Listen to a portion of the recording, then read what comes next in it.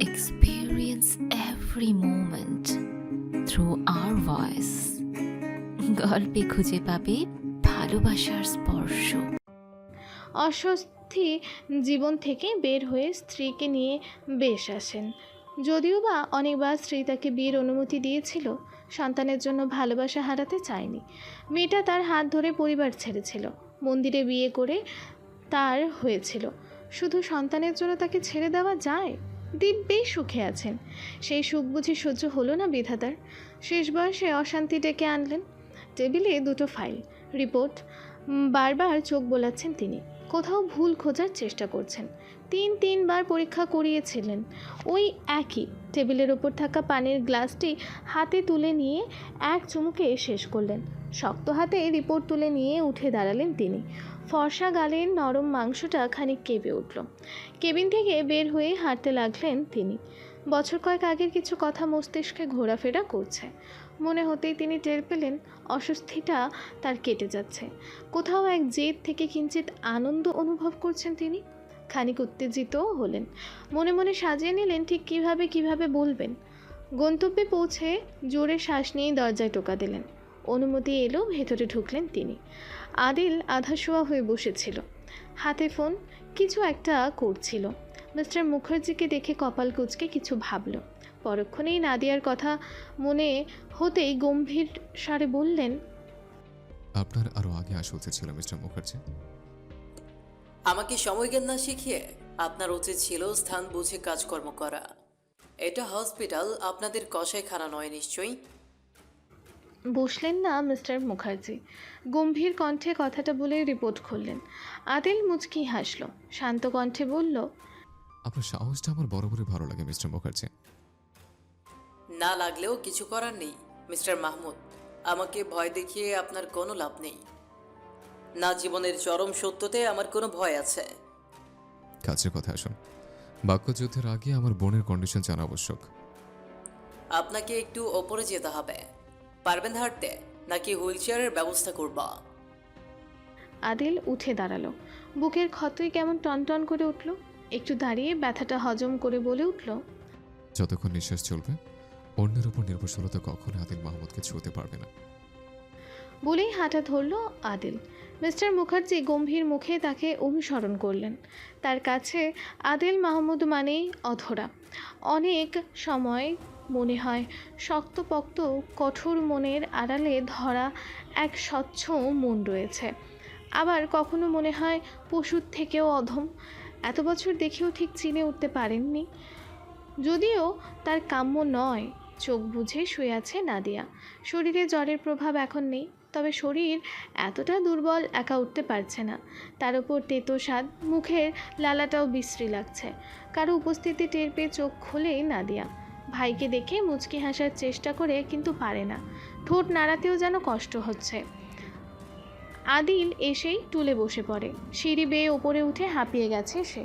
Doctor report রেখে নাদিয়ার কাছে বসে, নরম সুরে বলে, মিস নাদিয়া, কথা বলতে পারবেন? নাদিয়া মাথা নেড়ে সাথে সাথে জবাব দেয়, হ্যাঁ, কিন্তু আমার কি হয়েছে? কে এনেছে হাসপাতালে? অ্যাক্সিডেন্ট হয়েছিল আমার। অবুঝপনা কথা শুনে আদিলের কপাল কুঁচকে আসে। বাড়ি থেকে বের হওয়ার সময় নাদিয়ার জ্ঞান ছিল, আদিলের স্পষ্ট মনে আছে। তাহলে এমন কথা কেন বলছে?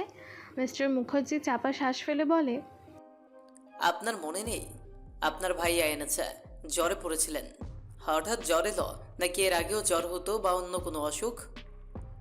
আমার জ্বর? কই, কোনো দিন তো আসেনি।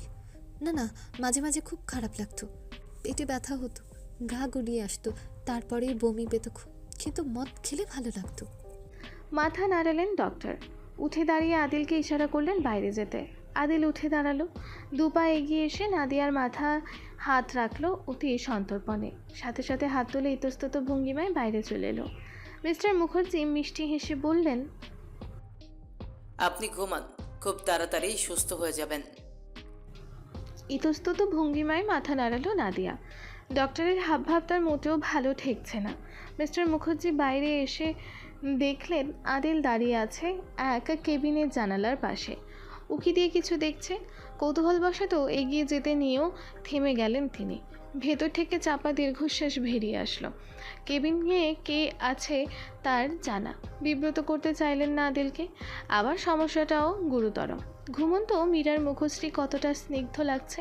নেই কোনো জটিলতা কুটিলতা, শুধু এক সোনালি আভা। বেশিক্ষণ তাকালো না আদিল। নিষিদ্ধ জিনিসের ঝোঁক বড়, অথচ মন জানে যা নিষিদ্ধ তা নিষিদ্ধই। ঘাড় ঘুরিয়ে মিস্টার মুখার্জিকে এক পলক দেখে হনহন করে নিচে নেমে গেল। বুকের ক্ষততে মলম যেন খুব তাড়াতাড়ি কার্যকর হলো। তা কি ওই স্নিগ্ধ মুখশ্রী? হয়তো। আদিলকে চলে যেতে দেখে মিস্টার মুখার্জিও নেমে এলেন। এক পলক কেবিনটায় নজর বোলাতে ভুললেন না। মেয়েটা এখন কি সুন্দর হাসছে। হয়তো প্রিয় অপরাধীর উপস্থিতি টের পেয়েছে। নিজের কেবিনে এসে বসলেন মিস্টার মুখার্জি। আদিল চেয়ারে পায়ের উপর পা তুলে বসে আছে। একটু আগের ঘটনার প্রভাব তার মধ্যে নেই। ভূমিকাহীন তিনি বললেন। থামলেন মিস্টার মুখার্জি। আদিল ভ্রুকুচকে বলে উঠল, আপনার বোনের মুখ থেকেই শোনা উনি অপরিমিত না অধিক মদ্যপান করতেন।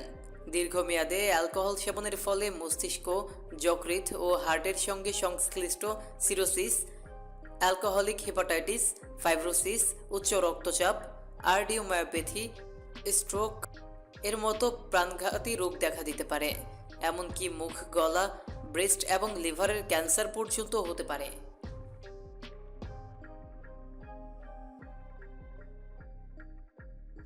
বোনের কি হয়েছে সেটা বলুন। আমাকে আমার মতো বলতে দিন।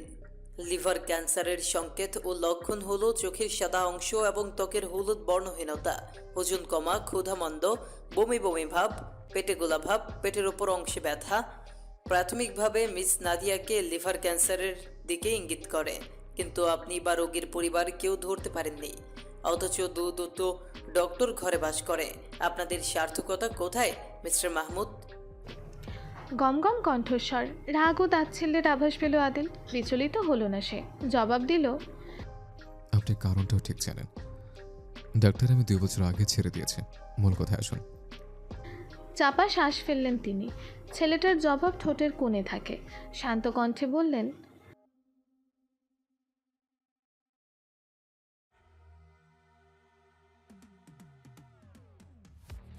আদিল শান্ত। মিস্টার মুখার্জি আশা করেছিলেন আদিলের ভঙ্গিমায় পরিবর্তন ঘটবে, ব্যথা ফুটে উঠবে, বিচলিত হয়ে প্রশ্ন করবে। অথচ ছেলেটা শান্ত দৃষ্টিতে তার পরের কথা শোনার জন্য অপেক্ষা করছে। সে ভুলে গিয়েছিল আদিল মাহমুদ নিষ্ঠুর। আবারও বললেন, লিভার ক্যান্সারের চিকিৎসা এই রোগের মঞ্চের উপর নির্ভর করে। মঞ্চটি রোগের অবস্থান, আকার এবং বিস্তার বুঝতে সহায়তা করে। প্রথম পর্যায়ে লিভার ক্যান্সারের পরবর্তী পর্যায়গুলোর তুলনায় খুব আলাদা চিকিৎসা রয়েছে। আপনার বোন একদম লাস্ট স্টেজে মিস্টার মাহমুদ।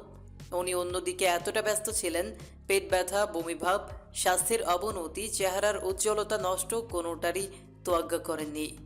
তার কাছে সবটাই স্বাভাবিক লেগেছে। আর যন্ত্রণা বলতে উনি মদের পরিমাণ দ্বিগুণ বাড়িয়েছেন। হয়তো ওনার অন্য যন্ত্রণাটা অধিক গুরুত্বপূর্ণ ছিল।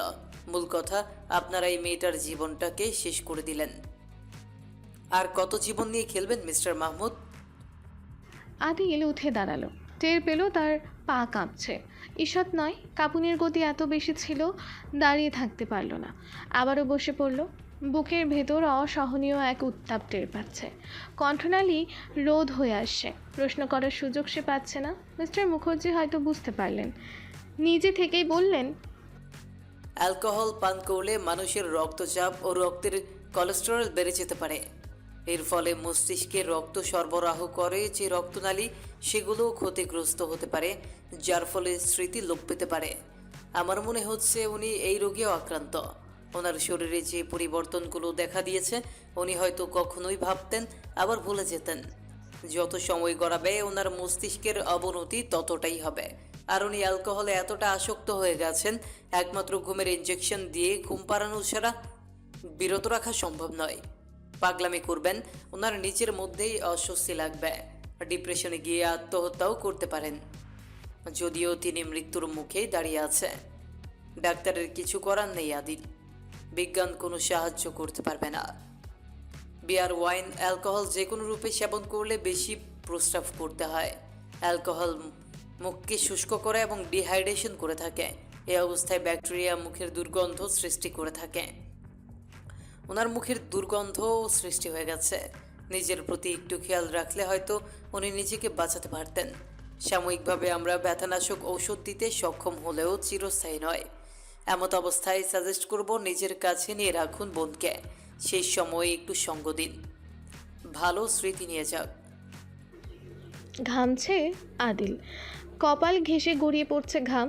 মিস্টার মুখার্জি পানির গ্লাস এগিয়ে দিলেন। ঢকঢক করে পুরোটা শেষ করে আদিল কাপা কাপা পা নিয়েই ছুটে বেরিয়ে আসতে চাইল, কিন্তু আটকে গেল কারো প্রশ্নে। আমার এই মুহূর্তে প্রশ্ন করাটা ঠিক হবে না, তবুও কৌতূহল, কেন সেদিন মেনে নিলেন আদিল? কেন নিষেধ করলেন না? একটা মেয়ে বেঁচে যেত, একটা পরিবার বেঁচে যেত, এমনকি আপনি নিজেও। আপনি কঠোর আবার নরম, তাহলে কেন এই ভুল? মিস্টার মুখার্জি বুঝলেন ভুল সময় প্রশ্ন করলেন, কিন্তু আদিল রাগল না। নিজেকে এখন অনুভূতিহীন জড়বস্তু মনে হচ্ছে। ঘুরে শান্ত কণ্ঠে বলল, আপনাকে উত্তর দেওয়ার বাধ্যতা আমার নেই, তবুও কেন জানি বলতে ইচ্ছে করছে। আদিল মাহমুদ যে পরিবেশে বেড়ে উঠেছে, যে ঘটনাগুলো দেখে দেখে বড় হয়েছে, বুঝতে পারার পর থেকে যে ঘটনাগুলোর সাক্ষী হয়েছে, এমন ঘটনার সাক্ষী অন্য কোনো আদিল মাহমুদ হলে ওই দিন 5 জনের জায়গায় নিজে উপস্থিত হয়ে 6 জন হতো। অন্যান্যদের মতো নিজেও ঝাঁপিয়ে পড়তো, উল্লাস করত, কিন্তু এই আদিল মাহমুদ করেনি। পাশের ঘরে বসে কানে ইয়ারফোন গুলছেও নিজেকে ঠিক রাখতে পারেনি আদিল মাহমুদ। নিগার অসহায়ত্ব বোধ নিয়ে সারা রুম পায়চারি করেছে, বারংবার কেঁপে উঠেছে চিৎকারে, ঘেমে একাকার হয়ে হাঁসফাঁস করেছে। সর্বশেষ জ্বালায় সইতে না পেরে স্বপ্নের পেশা ডাক্তারি থেকে আদিল মাহমুদ সেদিন ইস্তফা দিয়েছে। অন্য আদিল মাহমুদ হলে হয়তো এসব করতো না, বা আগের আদিল মাহমুদ হলেও হয়তো একটা মেয়ের আত্মচিৎকারে কেঁপে উঠত না। বেনামে চিঠির মালিকিন আদিল মাহমুদকে এতটা আশ্রিত করেছিল, আদিল মাহমুদ করতে বাধ্য হয়েছে। তবে নিজের ফর্ম সে কখনোই ছাড়েনি। হারামি কখনো ভালোর কাতারে পড়ে না। এলোমেলো পায়ে হাঁটা ধরে আদিল। মিস্টার মুখার্জি অবাক হয়ে তাকিয়ে থাকে সেই দিকে। এত বড় সত্যের মুখোমুখি হয়ে আছে বাক্যহারা। আদিল যখন ডাক্তারি থেকে ইস্তফা নিল, হাজার খোঁজেও তিনি কারণ বের করতে পারেননি। যে ছেলেটা দিন রাত পরিশ্রম করে ডক্টর হলো, ছোটাছুটি করে প্র্যাকটিস করতো, সেই ছেলেটা হুট করে পেশা থেকে সরে যাওয়ার কারণ আজ তিনিই জানতে পারলেন। এমন একটা দিনে জানতে পারলো অথই সাগরে ভাসতে থাকার মতন ছটফটানি ছাড়া আর তার করণীয় নেই। এত যুদ্ধের শেষ আদৌ হবে তো? সরু গলির মাথায় গাড়িটা দাঁড় করানো। দরজা খুলে বসে আছে অনল মাহমুদ, বাম পাটা মাটিতে, বাম হাতের দুটো আঙুলের মধ্যখানে জ্বলন্ত সিগারেট। নিকোটিনের ধোঁয়া ছেড়ে অপেক্ষা করছেন তিনি। মিনিটখানেক যেতেই পিলপিল করে কয়েকটা যুবক এলো। গুমোট তাদের মুখশ্রী, চোখে মুখে ভয় কিনা বোঝা যাচ্ছে না, কিঞ্চিত রাগীও মনে হচ্ছে। অনল মাহমুদ তাকালেন না, ঠোঁটের ভাঁজে সিগারেট ফেলে ধোঁয়াগুলো উড়িয়ে দিলেন যুবকদের মধ্যে। 6টা যুবকের মধ্যে 4টা যুবকই সইতে না পেরে কাঁচতে লাগলো। নাকে মুখে ধোঁয়া খেয়ে যেন বুকে জ্বলন ধরাচ্ছে। কিটকিটিয়ে হেসে উঠলেন অনল মাহমুদ। বেশ মজা পেয়েছেন। সাধারণ ধোঁয়া সহ্য করতে পারে না আবার সিগারেট, অথচ রাতের আধারে এরাই ছুরি হাতে ওত পেতে থাকে টাকা হাতিয়ে নেওয়ার জন্য। গমগম কণ্ঠে বললেন, যা প্রশ্ন করব উত্তর দিবি। কালকের আগের রাতে কি হয়েছিল? যুবকগুলো ওর মুখ চাওয়াচাই করছে, কিছুটা ভয় কিছুটা ইতস্তত বোধ। প্রশ্নের জবাব না পেয়ে অনল মাহমুদ তাকালেন ওদের দিকে। দৃষ্টি কি ভয়ানক! একজন আমতা আমতা করে বলে উঠল, একটা মেয়ে গ্রাম থেকে শহরে আসছিল, গাড়ি দামি ছিল। আমরা ভাবছিলাম মালটার পার্টি হবে, আটক বসলাম। মেয়ের গলায় চেন ছিল শুধু। শহরে কার বাড়িতে নাকি কাজ করবে, সেটা নিতে যেতেই দুটো লোক চলে আসে। ধস্তাধস্তি হয় আমাদের সাথে। পেশিবহুল ভারী শরীরের সাথে আমরা পাচ্ছিলাম না। রাগ উঠে গিয়েছিল, দুটো ছেলের গায়ে ছুরি চালিয়ে দিয়েছি। মারা গিয়েছে নাকি কেউ? শুদ্ধ ভাষা, সাবলীলভাবে কথাগুলো বলে দম নিল ছেলেটি। বুক ঢিপঢিপ করছে। অনায়াসে কিভাবে মুখস্থ মিথ্যাগুলো বলল। যদিও তারা দিনে 70 ভাগই মিথ্যা বলে, কিন্তু অনল মাহমুদের সামনে মিথ্যা বলে পার পাবে নাকি সেটাই ভাবছে তারা। অ্যাগ্রেসিভ অনল মাহমুদ তাদের দোষ দেখলে জেনে মেরে অ্যাগ্রেসিভ অনল মাহমুদ তাদের দোষ দেখলে জানে মেরে দেবে। অনল মাহমুদ তীক্ষ্ণ দৃষ্টিতে তাকালেন ছেলেটির দিকে। না চাইতেও ছেলেটি ঈষৎ কেঁপে উঠল। যতটা দৃঢ়তা মুখশ্রীতে আনা যায় সবটাই চেষ্টা করল সে। তবে অনল মাহমুদের পরবর্তী কথায় দুঃসাহসী মনোভাব তার নিভে গেল। সিগারেট ধরা 3 টানে শেষ করবি। গা দুলিয়ে হাসলেন কথাটি বলে। ছেলেটা সিগারেটের দিকে এক পলক তাকালো। এই জিনিসটা সে শতবার হাত দিয়ে ধরেছে, বাবাকে এনে দিয়েছে, পাড়ার বড় ভাইদের এনে দিয়েছে, কিন্তু শখ করেও কখনো ঠোঁটের ভাঁজে ফেলা হয়নি। মেয়েদের মতো তার কাছেও সিগারেটের গন্ধে দম বন্ধ হয়ে আসে, অথচ তাকেই লোকটি সিগারেট অফার করছে। ঘন ঘন মাথা নেড়ে বলল, আমি সিগারেট খাই না।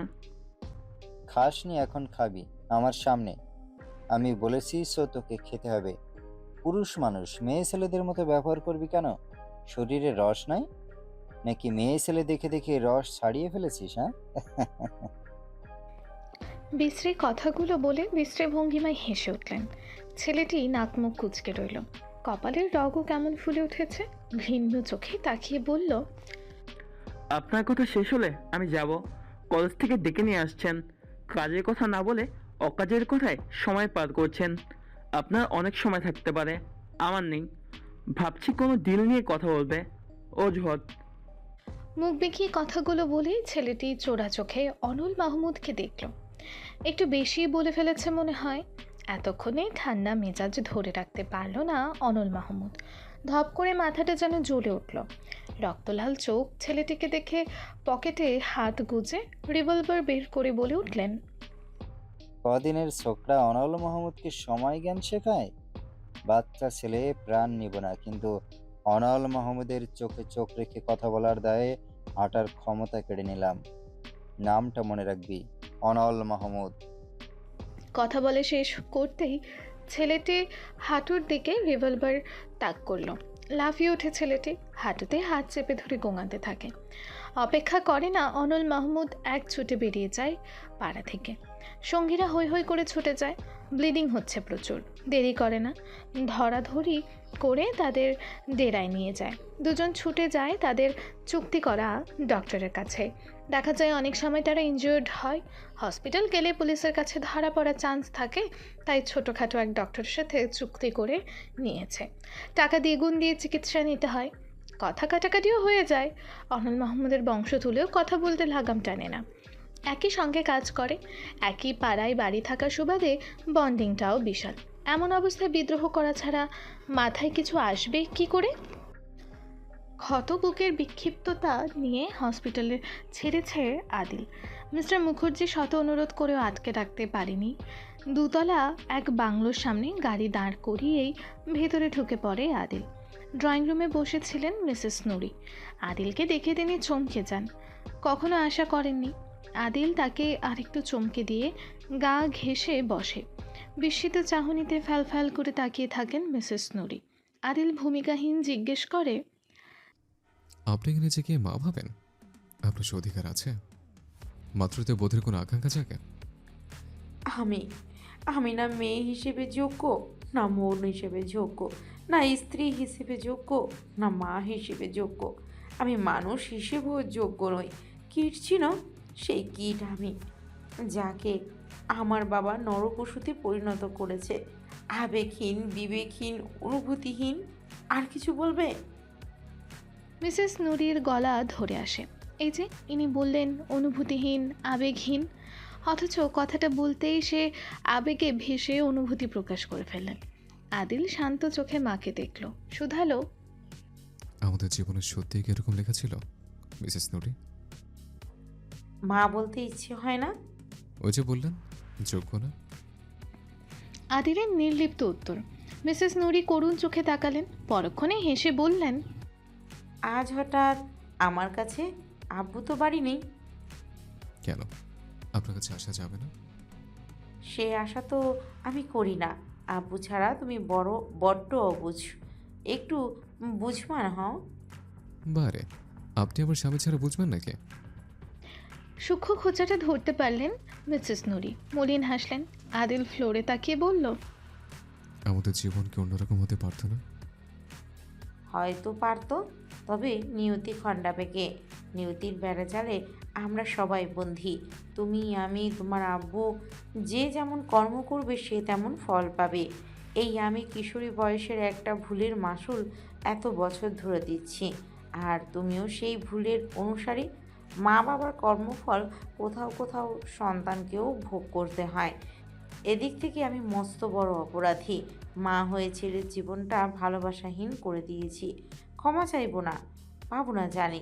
শাস্তিস্বরূপ মৃতদেহের খাটিয়া কাঁধে তুলো না, দুমুঠো মাটি সন্তান হিসেবে দিও না। এর থেকে চরম শাস্তি কোথাও আছে? উঠে দাঁড়ালো আদিল। কোনো দিক না তাকিয়ে হাঁটা ধরল। দরজার কাছে একটু থেমে বলল, আমি আপনাকে ক্ষমা করবো না মিসেস নুরি, কখনো না। নাদিয়া হসপিটালে, বড় জোর 1-2 মাস বাঁচবে।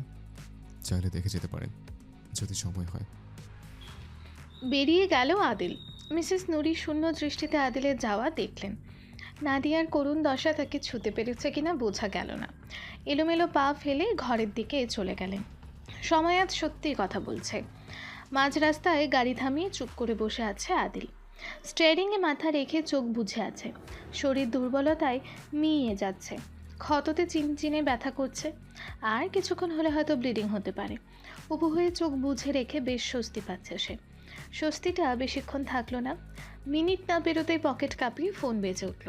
দুর্বল হাতে নাম্বার না দেখিয়ে রিসিভ করে হ্যালো বলতেই অপর প্রান্ত থেকে বলে উঠল, কোথায় তুমি?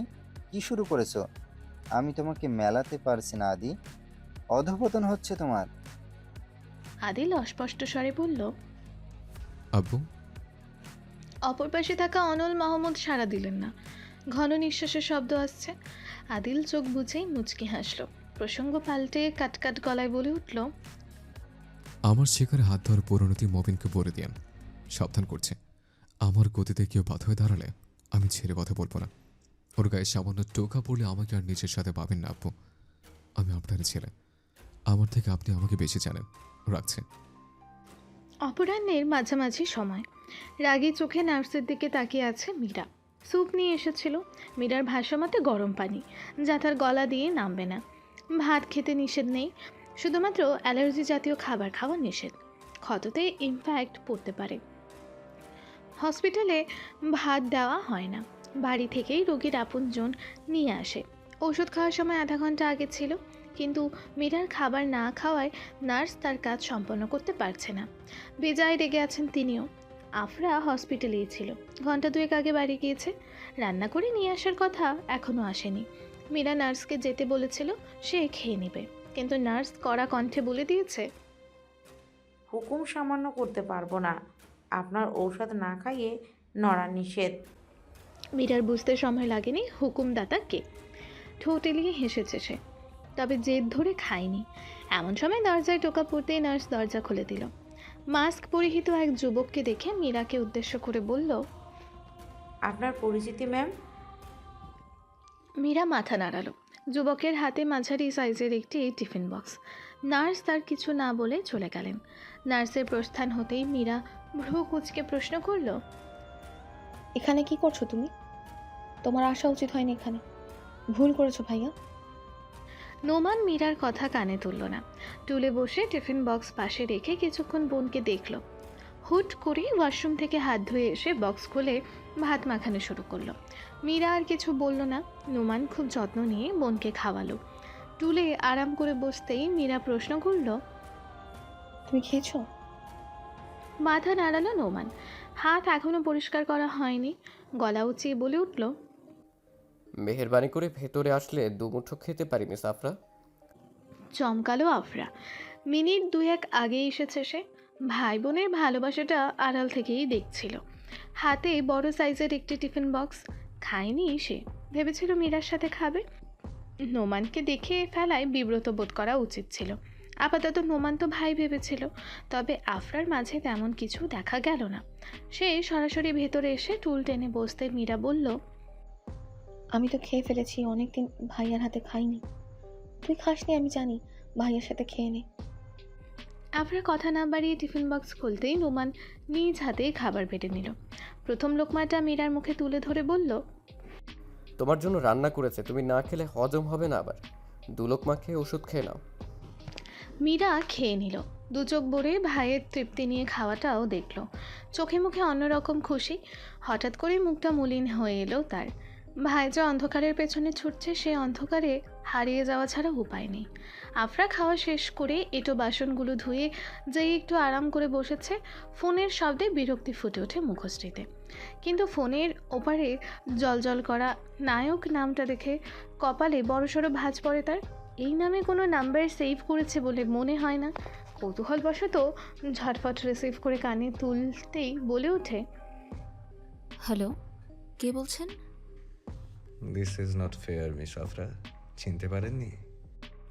কঠোর হলো আফরার মুখশ্রী। সেই সাথে মনে পড়ল সকালের কথা। আফিফ এক প্রকার জোর করেই নিজের নাম্বার সেভ করে দিয়েছে। সে ভেবেছিল নাম দিয়েই সেভ করবে, অথচ এমন একটা শব্দ দিয়ে সেভ করেছে সে বুঝতেই পারেনি। শক্ত কণ্ঠে বলল, কি চাই? আপনাকে। গম্ভীর স্বর। আফরা কিছুটা চমকালো। কিছু বলার আগেই আফিফ আবারও বলল, 2 ঘন্টা সময় হবে, ইটস আর্জেন্ট। আফিফের কণ্ঠটা এতটা ব্যস্ত দেখালো, আফরার মনে হলো না আফিফ মজা করছে। আর সে জানে এমন মজা করার মানুষ আফিফ মুনতাসির নয়। নরম কণ্ঠে বলল, কোথায় আসতে হবে? যেখানে আছেন সেখান থেকে নিচে নামুন। বাইরের লোককে রান্না করে খাওয়ানোর চুক্তি করেননি, অপেক্ষা করছি, জলদি। ঈর্ষান্বিত কণ্ঠস্বর। আফরার কেন যেন হাসি পেল, তবে হাসল না।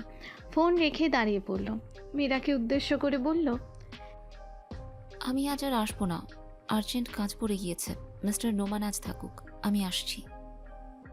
মীরাকে প্রশ্ন করার সুযোগ না দিয়ে বেরিয়ে যায় আফরা। নোমান অসহায় চোখে আফরার যাওয়া দেখে। আজ যদি অধিকার থাকতো ঠিক হাত ধরে আটকে নিত, বসিয়ে রাখতো সম্মুখে, নয়ন ভরে দেখত। ভাইয়ের দৃষ্টি পর্যবেক্ষণ করে মীরা মুচকি হাসে। শীতল কণ্ঠে বলে, বলেছিলাম আমি, পড়বে তুমি, জ্বলবে তুমি। শুনুনি, এগিয়েছ, এখন বুঝতে পারছো তো মেয়েটা তোমার অধরাই হয়ে থেকে যাবে। বোনের কথায় ঠোঁটেলিয়া হাসে নোমান। কিছুক্ষণ চুপ থেকেই বলে ওঠে, আগুনে জ্বলে পুড়ে শতবার মৃত্যু হোক, শুধু চোখের তৃষ্ণা মিটুক, মনের প্রবাহমান প্রেমের উষ্ণতা মিইয়ে যাক, আমি তবু ভালোবেসে যাব আমৃত্যু।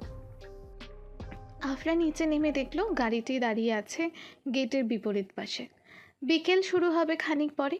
সূর্যটা পশ্চিমের দিকে অগ্রসর হচ্ছে। বাতাস বইছে অনেক উঁচুতে। রোদের তাপটাও শরীরে ঠেকছে বেশ। দূর থেকেই আফরা লক্ষ্য করলো জিয়াউল সামনে থেকে গিয়ে পেছনে বসেছে। আফরা ঠোঁট টিপে হাসলো। ব্যাপারটা বেশ লাগছে তার কাছে। এগিয়ে গিয়ে প্রশ্নবিহীন সামনে বসে পড়ল। আফিফ এক পলক আফরাকে দেখে নিয়ে গাড়ি ছুটালো। জিয়াউল কিছুক্ষণ হলো উস্কুস করছে, কিছু বলবে। আফরা লক্ষ্য করে বলল, মিনিট খানেক পর আপনি নিঃশ্বাস নাও নিতে পারেন, তাই মনে যা আসে মুখ ফুটে বলে দিতে হয় মিস্টার জিয়াউল। কোবাং ছয় অর্থ আপনি জানেন? অনুমতি পেয়ে এক মুহূর্তও দেরি করলো না জিয়াউল। প্রশ্নটা করেই যেন স্বস্তি পেল। আফরা কিছুটা থতমত খেয়ে ঠোঁট টিপে হাসলো। বলে উঠল, ছাগল। হোয়াট? আপনি আমাকে ছাগল বললেন? সবাই সব কিছু জানবে তার কোনো বাধ্যবাধকতা আছে? নেই তো। আমি এমন কিছু জানি যা আপনি জানেন না, তাই বলে আমি আপনাকে সেসব বলে বলে অপমান করব? না জানার কারণে ছাগল উপাধি দিব না তো? তাহলে আপনি কেন ছাগল বললেন? আমাকে ছাগলের মতো দেখতে? কালকে স্যারও বলল ছাগল, আজ আপনি বলছেন। হচ্ছেটা কি আমার সাথে? আমি কি মানুষ না নাকি? আমার কি মান অপমান বোধ নেই? আমার ইমোশন নেই? আপনি এভাবে বলতে পারলেন? আমি যাব না, আপনাদের সাথে নামিয়ে দিন আমাকে। এত ইনসাল্ট সহ্য করতে পারবো না। বলা শেষ হওয়া মাত্রই হাঁপাতে লাগলো জিয়াউল। আফিফ বিরক্ত হয়ে গাড়ি চালাচ্ছে। আফরা অনান বিস্ফোরিত চোখে জিয়াউলকে দেখছে। এই মুহূর্তে জিয়াউলকে তাদের ভিন গ্রহের পানি মনে হচ্ছে। একটা শব্দের বিনিময়ে এতগুলো কথা। আফরা কিছু বলবে তার পূর্বেই অনান রেগে মেগে আগুন হয়ে চেঁচিয়ে বলে উঠল, মাইচুয়া নুয়া ম্রাং ক্রা বে ছাং। মাথার ওপর দিয়ে গেল জিয়াউলের। আফরার দিকে অসহায় চোখে তাকাতেই আফরা হাসি চেপে বলল,